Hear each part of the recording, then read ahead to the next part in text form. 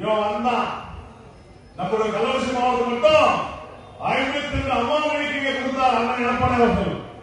ஒன்றியம் அல்ல, 52 அம்மா மணிக்கு இங்க கொடுத்த மாவட்டம் கள்ளக்குறிச்சி மாவட்டம் கொடுத்தாரு. இவன் ஆட்சி வந்தான், வீட்டு போயிட்டான். அம்மா மணிக்கு கூட இல்ல. அம்மா மருந்துல கொடுத்தாங்க.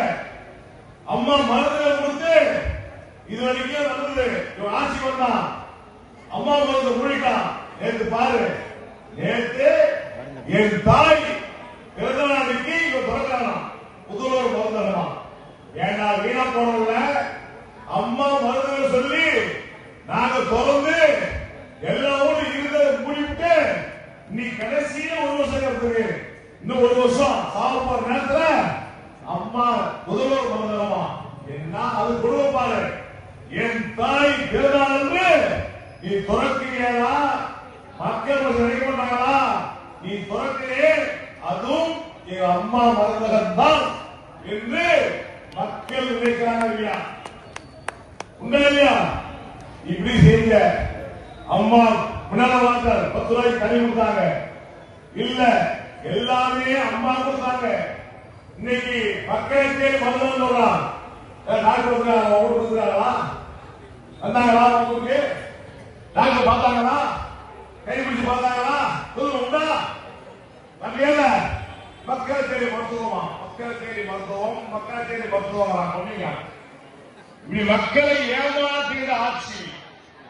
எந்த திட்டம் சொன்னாலும் மக்களுக்கு பயன்படுத்த திட்டத்தை எல்லாவற்றையும் நிறுத்திவிட்டு திமுக எதில் சம்பாதிக்கலாம், எந்த சம்பாதிக்காத மட்டும் ஆட்சி இருக்கிறார்.